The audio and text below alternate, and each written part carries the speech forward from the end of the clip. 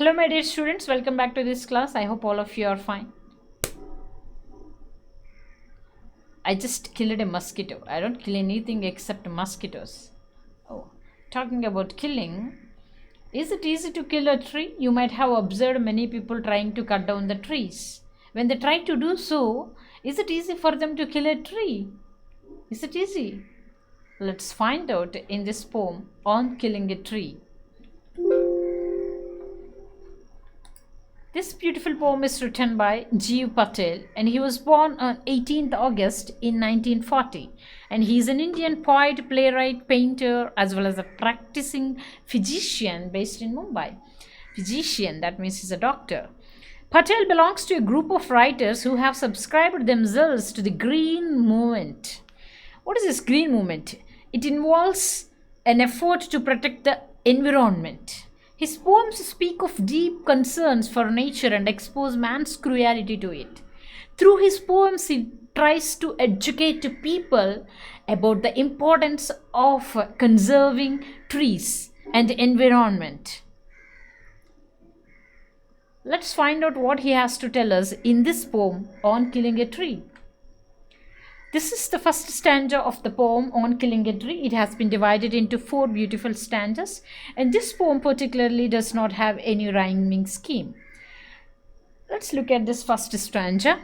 It takes much time to kill a tree, and not a simple jab of the knife will do it. It has grown slowly, consuming the earth, rising out of it, feeding upon its crust, absorbing years of sunlight, air, water, and out of its leprous hide, sprouting leaves. On killing a tree is the title. It takes much time to kill a tree. Yeah, in the very first line he talks about killing a tree, and it takes much time to kill a tree. It's not easy to kill a tree. It takes much time. And if you observe the word that he has used here, kill, he did not use the word cut there. He personified tree by using the word kill there, right? So it takes much time to kill a tree, to cut down a tree. Not a simple jab of the knife will do it. Jab means a quick stab or blow. One single blow cannot kill a tree. It's not going to kill the tree. One single blow with an axe. It has grown slowly, consuming the earth, rising out of it, feeding upon its crust, absorbing years of sunlight, air, water, and out of its leprous hide, sprouting leaves.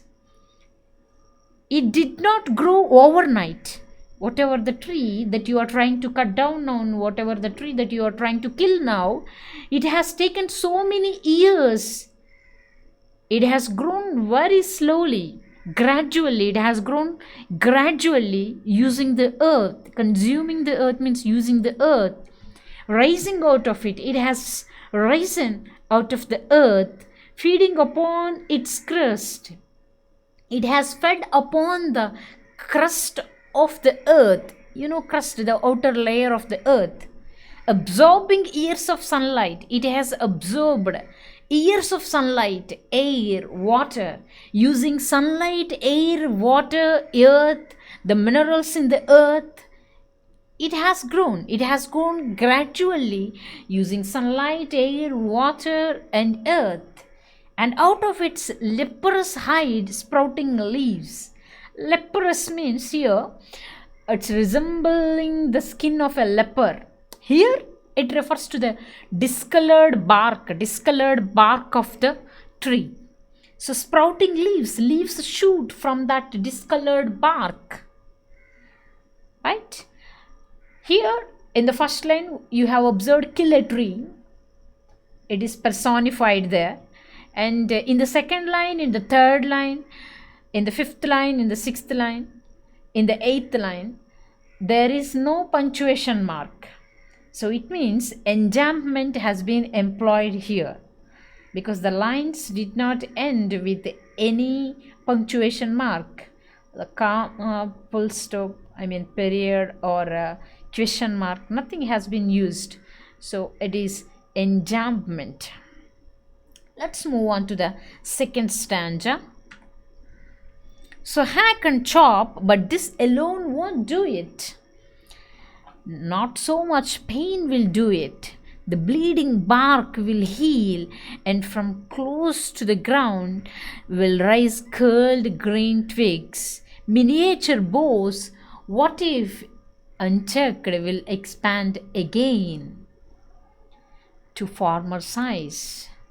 So hack and chop. Hack means cut or chop with repeated blows. Jab means a single blow. Hack means repeated blows.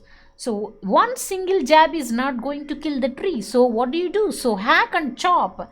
You repeat blowing it. But this alone won't do it. You think hacking does kill the tree? No, this alone is not going to kill the tree. Not so much pain will do it. The bleeding bark will heal. You chop with repeated blows and it feels so much pain. It has already been personified, I told you already. So the tree feels a lot of pain. It takes a lot of pain when you chop it, when you hack it. The bleeding bark, the bleeding bark will heal. It gets healed. When you blow it, when you chop it, when you cut it so many times, it does not kill the tree. The bark bleeds, it feels so much pain, but again it gets healed, it gets cured. And from close to the ground will rise curled green twigs. Wow. What happens? You try to kill it with many blows and it feels so much pain and the bark bleeds, yet it tries to heal itself. And it uses the ground again, close to the ground, it starts to shoot twigs again. It will rise again. It will shoot twigs again. Miniature boughs, small branches, small boughs. What if unchecked will expand again? If you don't check it again, after chopping it with the repeated blows, if you leave the tree like that, then what happens? If you do not check it again, it simply gets healed slowly and it shoots green twigs again, and from twigs it moves on to miniature boughs, and if you do not check it, it will expand again to its former size. It takes years, but again it will be in its former size very soon. This is the second stanza, and here you see bleeding bark. Alliteration has been employed here. Third stanza. No, this is not going to kill it. No, the root is to be pulled out. Pulled out. The root is to be pulled out of the anchoring earth. It is to be roped, tied, and pulled out, snapped out, or pulled out entirely out from the earth cave, and the strength of the tree exposed, the source white and wet, the most sensitive, hidden for years inside the earth.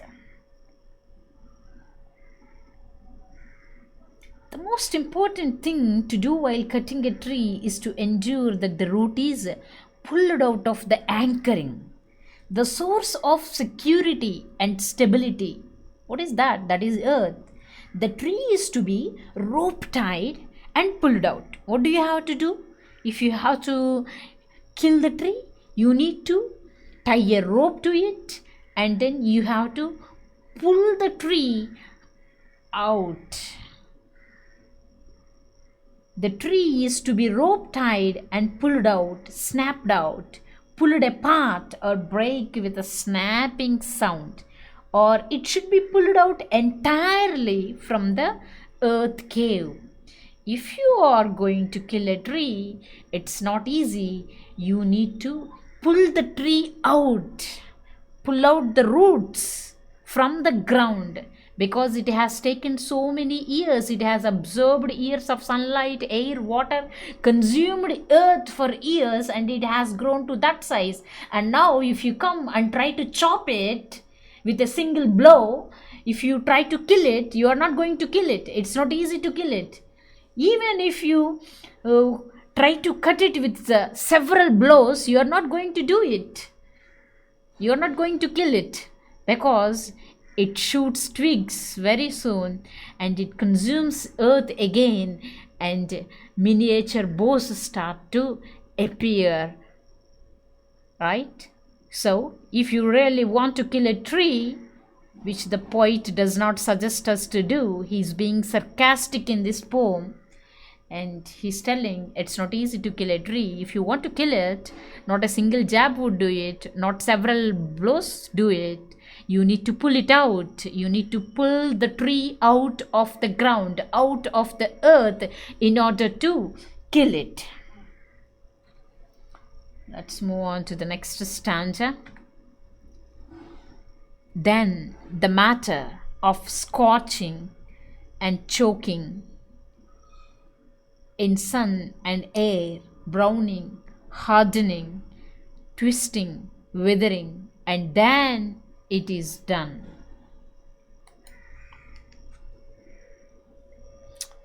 The matter of scorching and choking. Scorching and choking means the drying up of the tree after being uprooted. After you uproot the tree, what happens? It absorbs sunlight again, and then it dries up. This time the sunlight, the same sunlight that has been used by the tree to grow, now it is drying up the uprooted tree. In the sun and air, it gets browned, it becomes hard, it gets twisted, and it withers, it dries, and then it is done. How difficult it is to kill a tree, right? The strength of the tree will be exposed from the very source, where the white and wet, which is the most sensitive part, which has been hidden for many years inside the earth. What is the most sensitive part of the tree? It's the roots. They have been hiding inside the earth for so many years, and it has developed a great bonding with the earth, with the soil. And now what are you trying to do? You are trying to cut it out. You are trying to pull out the roots. It is only a matter of scorching, burning, drying up in the sun. In the end, the tree will go through a process of browning, hardening, twisting, and withering. Then ultimately, the tree gets killed. How sad it is. At last, the tree gets killed. Jeev Patel gives a very important message in this poem on killing a tree. A tree feels pain, grief, suffering, sorrows, and joys as sensitively as human beings do. So we should never hurt them. The poet reminds us that we have not inherited these green trees for our use. We need to conserve them for future generations. It's our duty to conserve trees as a legacy for future.